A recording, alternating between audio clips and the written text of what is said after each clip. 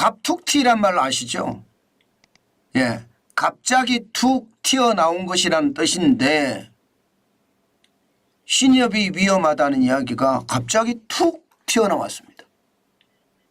연체율이 그만큼 많이 올라갔다는 뜻도 되는 거고요. 상황이 그만큼 좋지 않다는 뜻도 됩니다. 그럼 왜 신협이 갑자기 위험하다 이런 이야기가 나왔을까? 여러분 이거 한번 보세요. 올해 1월부터 9월까지 신협 전체입니다. 누적 적자 규모입니다. 마이너스 923억 원입니다. 이게 9월까지 이렇거든요. 그러면 12월까지 가면요. 결국은 1,000억이 넘는다는 이야기가 되는 건가요? 뭐 마이너스 1,000억 가지고 뭐 위험하냐 이렇게 이야기한다 이렇게 이야기할 수 있습니다. 여러분 작년을 보면 그런 이야기가 안 나옵니다. 작년에 5,716억 원의 흑자를 냈습니다. 지금 과거를 쭉 돌이켜보면요. 2018년부터 4,245억 원, 적을 때가 2019년에 3,701억 원, 그리고 많을 때 2021년에 5,154억 원에서요. 작년에는 5,716억까지 기록을 하던 것이 올 9월에는요. 923억 원의 적자입니다. 12월까지는 1,000억 넘게 적자가 날 거로 예상됩니다. 내년에도 적자가 더 많이 날 거로 예상이 됩니다. 괜찮을까요? 여러분 5,716억 원의 흑자가 나다가 갑자기 1,000억이 적자가 나면요. 그 전체적인 건 7,000억 정도 되거든요. 7,000억. 여러분 7,000억 정도 되는 규모의 어떤 돈의 차이를 극복할 수 있을까요? 저는 쉽지 않다고 봐요. 게다가 신협이 엄청나게 많잖아요. 200개가 넘잖아요. 그렇게 생각하면 신협마다 지금 상황이 굉장히 나빠지는 것은 아닌가 이런 이야기를 충분히 할 수 있습니다. 문제는 여러분 여기에서 끝나지 않습니다. 손익이 적자로 돌아선 것 여기서 끝나지 않는다니까요. 무슨 얘기냐? 연체율이 장난이 아닙니다. 지금 보시는 것처럼 말입니다. 연체율이 2018년에 2.13%였습니다. 그러던 것이 말입니다. 작년에 2.47%로 올라가서 올해는 6월까지 4.03%예요. 4.03%면 장난 아니죠. 실질적으로 말입니다. 금액으로 봐서도 지금 108조 4천억 원이거든요. 거기에 4.03%니까 결코 적은 금액이 아니다 이렇게 이야기할 수가 있고요. 4년 6개월 새 총 여신 규모도 66.5%가 늘어났습니다. 65조 1,608억 원에서 말입니다. 108조 4천억까지 늘어났으니까 굉장히 많이 늘어났죠. 무려 43조 2,932억 원이 늘어났습니다. 66.5%가 늘어났으니까 대출이 그만큼 많이 나가 있다는 뜻이에요. 여기에 연체율이 4.03%가 된다는 것은 신협의 위험을 알리는 적신호라고 볼 수 있는 거죠. 문제는 여러분, 문제는 지금 보면 1월에서 6월까지 봤잖아요. 이게 2분기잖아요. 1월에서 9월까지 보면 더 충격적입니다. 위에 제가 1월에서 9월까지 연체율 4.35%라고 써놨습니다. 이렇게 가면 점점 연체율의 폭이 커지잖아요. 연체율이. 일반적으로 말입니다. 연체하면요. 적어도 말입니다. 일거면권 같다 이러면 적어도 0.4에서 0.5%가 기준선이라고 이야기해요. 이곳을 넘어서면 0.4를 넘어서고 0.5를 넘어서면 경고등이 켜졌다 이렇게 이야기하거든요. 그런데 신협은 이미 옛날부터 2% 이상의 연체율을 가지고 왔습니다. 그런데 그 와중에 더 크게 지금 연체율이 늘어났다는 거. 3분기 기준 9월 말 현재는 4.35%가 됐다는 것은요. 결국은 2배 가까이 돼 간다는 이야기인데 이거 신협 제대로 버티지 못할 수도 있습니다. 그만큼 말입니다. 그만큼 연체율이 발작을 일으켰다. 저는 그렇게 읽습니다. 발작을 일으켰다. 발작을 일으켰기 때문에 그 충격의 도는 점점 커질 거고요. 예, 이게 더 상황이 나빠지면 제가 봐서는 신협도 만만치 않습니다. 지금 새마을금고가 위험하다, 저축은행이 위험하다 이렇게 계속해서 이야기해 왔는데 신협도 마찬가지란 뜻이에요. 물론 이렇게 연체율이 늘어나는 데는 부동산 PF에 대한 두려움이 있습니다. 지금 보시는 것처럼 2019년에서 2023년 9월까지 3년 6개월 사이에 보면 신협 또한 부동산 PF 대출이 79%나 늘어납니다.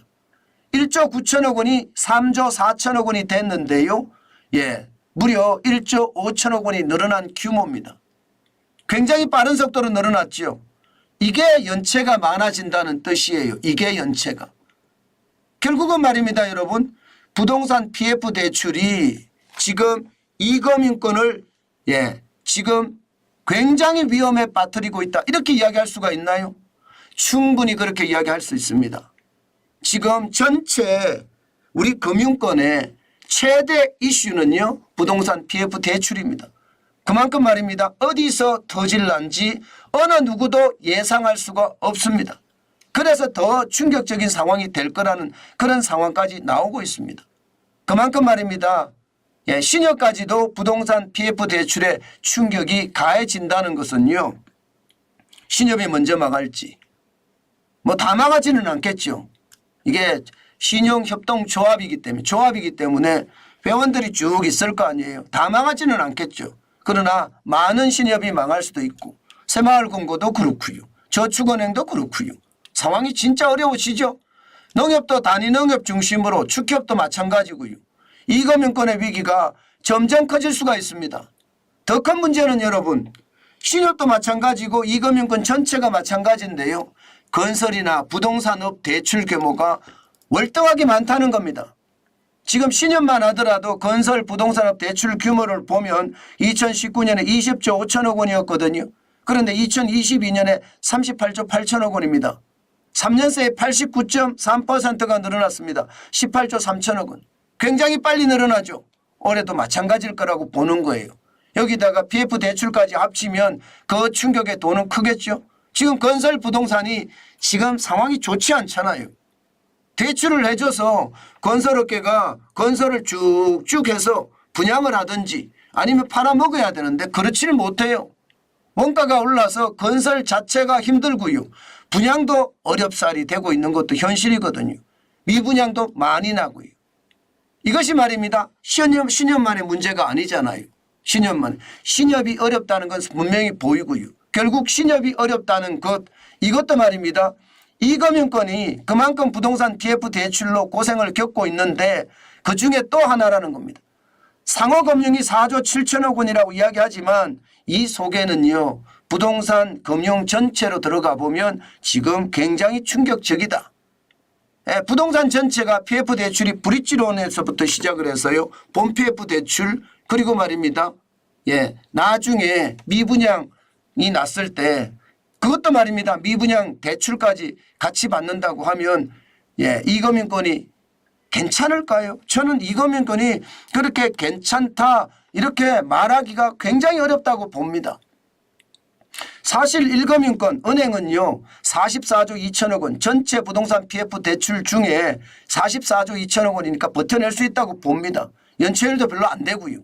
그렇지만 보험사 43.3% 자금력이 있으니까 어떻게 하든 막아낼 수도 있겠다 이런 생각은 들지요.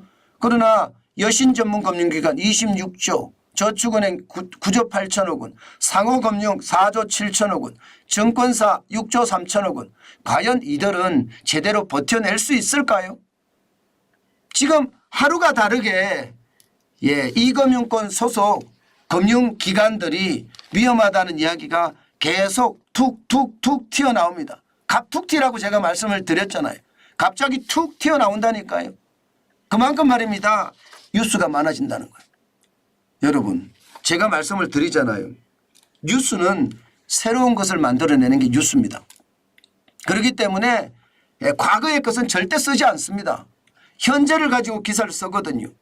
현재를 가지고 기사를 쓰는데 그 기사가 많이 튀어나온다는 건 그만큼 그 업계가 어렵다는 뜻입니다. 지금 부동산 PF 대출에 대한 것은 연일 터지고 있잖아요. 연일 터지고 있다는 것은 지금 현재 경제의 가장 큰 현안은 부동산 PF 대출이고요.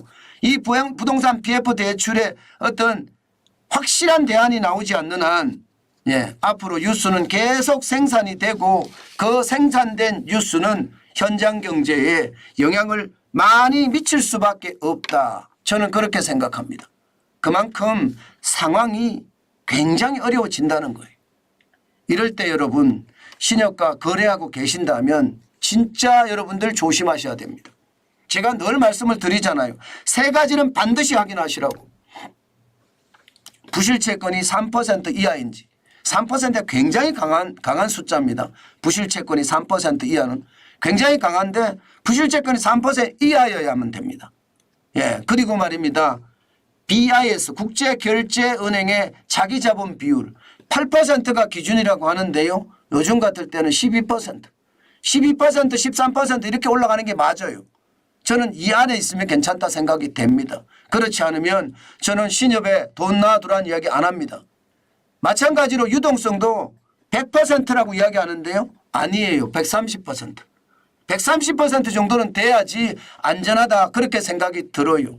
만약에 그렇지 못하다면 이 세 가지 조건을 하나라도 충족하지 못한다면요. 저는 여러분들에게 예금자 보호한도 금액까지만 신협에 넣어두라 이렇게 말씀드리고 싶습니다. 이게 예금자 보호한도 금액이 5천만 원이잖아요. 여기에 이자 포함이거든요. 원금과 이자를 다 받아내려고 그러면 5천만 원도 아닙니다. 4,700만 원 정도. 4,700만 원 정도 넣어두는 게 저는 좋겠다 그런 생각을 해봅니다. 물론 그 은행에 상황이 좋으면 앞서 말씀드린 세 가지 조건을 충족한다면 부채 비율 3% 이하, 자기자본 비율 13%, 12% 이상, 유동성 130% 이상 이렇다면요. 5천만 원 넣어도 저는 상관없다고 봅니다. 더 많이 넣어도 상관없다고 봐요. 그렇지만 지금 같은 위기 시절에는요. 가능하면 이자를 좀 더 준다고 하더라도요. 조심하는 걸 잊지 말았으면 좋겠어요. 무슨 얘기냐. 가능하면 예금자 보호한도 금액까지만 저는 지급했으면 좋겠다. 그런 생각 진짜 많이 합니다. 여러분 조심하시고 조심하시는데 제일 중요한 것은요. 내 돈을 어이없이 날려서는 안 되잖아요. 그렇다면 조심하시는 거는 진짜 필수다. 그 말씀 강조하고 제가 또 강조합니다. 저는 기자 생활하면서 극단적인 위기를 3번이나 봤잖아요. IMF 외환위기 봤지요. 글로벌 금융위기 봤지요. 그리고 코로나19의 위기를 봤습니다. 그때마다 피눈물 흘리는 사람들 진짜 많이 봤거든요. 이럴 때 조심해야 되는 것 당연합니다. 물론 이럴 때가 기회이기도 해요. 저는 기회가 올 수도 있다고 보는데요. 극단적 위기가 터진다는 이야기죠. 올 수도 있다고 보는데요. 저는 윤석열 정부가 이 극단적 위기를 막기 위해서 진짜 대처를 잘해줘야 된다. 지금처럼 살얼음판을 걸을 때는 조심조심이 문제가 아니라 과감한 혁신이 더 중요하다. 저는 그 말씀 강조해서 드립니다. 요즘 같을 때는요. 저는 당연한 거라고 생각합니다. 당연한 거라고. 요즘 같을 때 과감한 변신이 결국은 나라를 살린다. 그런 생각을 제가 하거든요. 그 정도로 말입니다. 요즘은 여러분 굉장히 위험한 시기이기 때문에 여러분들 스스로 조심하셔야 됩니다. 어느 누구도 여러분들의 눈물을 닦아주지 않습니다. 자식이 닦아준다고요? 부모가 닦아준다고요? 그것도 기대하지 마십시오. 내 눈물은 내가 닦아야 되는데 눈물 흘릴 일을 안 만들면 됩니다. 그러면 최악의 수순은 없다. 저는 그렇게 생각합니다. 여러분 금융이 위험하다고 할 때는 반드시 조심하시기 바라겠습니다.